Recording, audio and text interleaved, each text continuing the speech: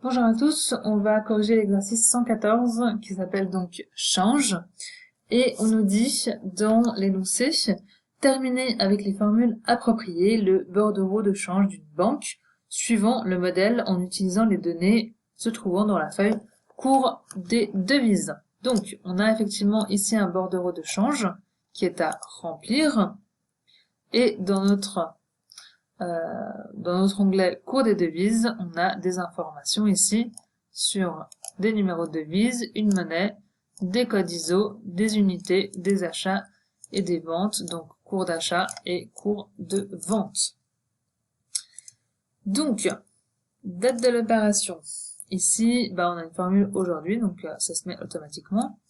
Le nom du client est déjà mis, le prénom également. L'opération, donc là on nous dit que c'est un achat, donc ça veut dire que le client souhaite acheter une monnaie étrangère, et on a un numéro de la devise. Nous, du coup, on doit remplir le code ISO, le cours de change, l'unité, on nous donne le montant de la monnaie étrangère, et ensuite on va calculer le montant en francs suisses, la commission, et le montant net en francs suisses. Donc, on commence à opération du client. Donc, lorsque le client désire acheter des devises, on entre la valeur achat, donc ici. Lorsque le client désire vendre des devises, on entre la valeur vendre. Si cette rubrique n'est pas remplie, aucun cours n'est affiché. Donc, ça veut dire que pour le cours de change ici, qu'on verra juste dans 2 minutes, mais pour savoir que ça va il va falloir rien mettre si jamais cette cellule elle est vide. On va commencer par le code ISO et vous voyez que dans l'onglet cours de devise, on a ici les codes ISO. Donc qu'est-ce qu'il y a de commun entre les deux onglets? Ça reste le numéro de la devise. Donc là, si on regarde, on va dire manuellement, on sait que la devise c'est la 4. Donc la 4 c'est l'euro et le code ISO c'est donc EUR. Donc, c'est notre code de notre monnaie. Donc là, on va tout simplement faire une recherche V parce que le tableau dans cours de devise est un tableau vertical. Donc notre valeur cherchée, on a dit que c'était notre numéro de devise ici, 4. Donc quelle table de matrice? Ça va être notre table ici qu'on va bloquer. Pas obligé de bloquer parce qu'on va pas tirer, mais bon, ça on est sûr. Notre numéro d'index colonne, c'est donc la colonne 1, 2, 3. 3. Et valeur proche, on est en valeur exacte, donc 0. Et là, on voit déjà le résultat. OK. Et on a donc bien notre code ISO qui est donc EUR pour euro. Ensuite, cours de change. Du coup, la première chose qu'on nous dit, c'est que si cette case elle est vide, alors on n'aura rien ici. Donc ça commence par un si. Si cette case elle est vide, donc la formule est vide de cette case, alors on n'aura donc rien. Sinon, qu'est-ce qu'on va devoir faire?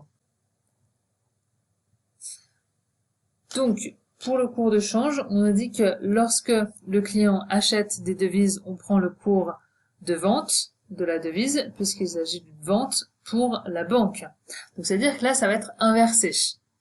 Donc, là, on a de nouveau, en fait, un si, parce que ça va dépendre de si le client achète ou vend, que ça va donc dépendre de notre cours de devise ici. Est-ce qu'on prend l'achat ou la vente? Donc là, de nouveau, il va y avoir un si qu'on va ouvrir. Donc, si ici, c'est un achat, alors on va récupérer, attention, pas le cours achat, mais le cours vente, parce que c'est pour la banque une vente. Et c'est là qu'on va utiliser nos recherches. Donc, c'est-à-dire que à la place de la valeur si vrai, on aura une recherche V, puisque le tableau dans cours de devise est toujours un tableau vertical. Donc là, on clique sur recherche V pour l'ouvrir. Notre valeur cherchée, ça va être toujours notre numéro de devise, ici. La table de matrice, toujours la même, ça va être tout le tableau. on va bloquer, même si on va pas tirer, on bloque quand même. Numéro d'index colonne, alors avant de changer, on va compter. Donc on a dit que c'était un achat, on aurait le cours de vente. Donc on souhaite faire apparaître ce résultat-là. Donc ça va être la 1, 2, 3, 4, 5, 6e colonne. Et on est toujours en valeur exacte. Donc 0. OK. On va revenir par contre dans notre si, donc ici. Donc vous voyez que là, c'est la recherche qu'on vient de faire. Pour se faciliter la vie et éviter de refaire une recherche, parce qu'elle est assez longue quand même, je peux très bien la sélectionner, CTRL-C, CTRL-V, et au lieu de sélectionner ma 6e colonne, je sélectionne la 5e, qui correspond donc à notre cours d'achat. Et donc, on va pouvoir... OK. Donc là, ça va mettre les parenthèses qui manquent à la fin. On autorise. Et effectivement, vous voyez que là, il y a marqué achat. On a donc le 1,482 qui correspond au cours de vente de notre monnaie en euros. Donc là, elle est assez longue, notre formule, effectivement, vous pouvez la décortiquer pour mieux la comprendre. Ensuite, l'unité, c'est uniquement en fait récupérer notre information ici d'unité en fonction de notre numéro de devise. Donc c'est une recherche V tout simplement avec la valeur cherchée toujours en numéro de devise. La table de matrice toujours la même. On peut bloquer. Bloquer toujours la matrice, comme ça au moins ça vous entraîne à les bloquer. Notre numéro d'index, donc, on est, pour l'unité, c'est la 1, 2, 3, 4e colonne. Et on est toujours en valeur exacte. Donc, 0. Et là, on est donc en unité 1. Notre montant de monnaie étrangère, on va pouvoir rajouter l'euro. Donc, l'euro qui est devant. Donc, comme ça. Pour mettre un petit peu diminuer la colonne ici. Montant en francs suisses. Donc, si la personne souhaite acheter 500 €, combien elle va débourser de francs suisses? Donc, c'est le montant en euros fois le cours, ce qui donne 741 francs suisses. La commission. Donc, on nous dit dans notre énoncé, pour la commission de change, elle se monte à 0,15% et est calculée sur le montant en francs suisses, l'arrondir aux 5 centimes. Donc, on peut commencer par l'arrondi, ici au multiple. Notre calcul, c'est notre commission de 0,15% fois calculé sur le montant en francs suisses, donc fois ici notre montant en francs suisses, et c'est à quel multiple, donc 0,05. Et donc elle se monte à 1 franc 10.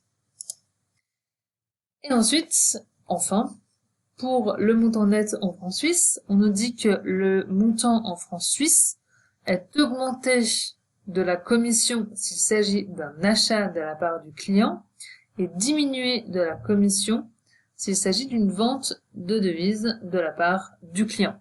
Donc là, de nouveau, si le client achète une monnaie étrangère, on va donc augmenter, donc ajouter les 1 franc 10 au montant en francs suisses. Mais s'il y a marqué vente, on va donc prendre les 741 et diminuer par la commission, donc faire moins la commission. Donc c'est ainsi, tout simplement.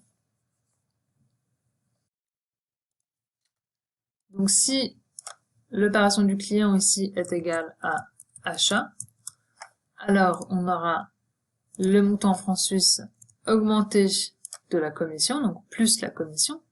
Sinon, là, il n'y a pas besoin de rouvrir ainsi, puisqu'il n'y a plus qu'une possibilité, c'est de dire que le client va avoir les 741 moins la commission de 1,10. OK. Et là, vous voyez qu'on arrive à 742,10, c'est-à-dire qu'on a augmenté de la commission, étant donné qu'effectivement, c'est un achat. Donc voilà, ça clôturait cet exercice 114 sur le bordereau de change. Je reste bien sûr à votre disposition si vous avez des questions.